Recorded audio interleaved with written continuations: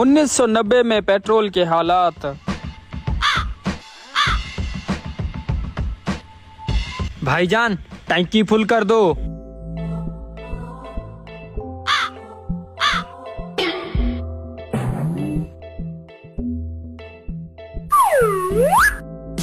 कितने पैसे हुए?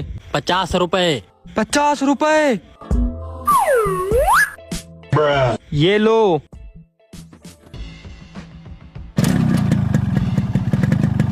लगता है बड़ा जमींदार था, टंकी फुल करवा के गया है।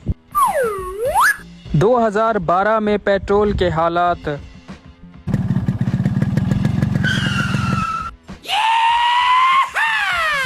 जनाब टंकी फुल कर दो। हाँ, टंकी फुल कर दूं? हाँ, जब से ये मैंने मोटरसाइकिल लिया है तब से मैं टंकी फुल रखता हूँ। अभी फुल करता हूँ।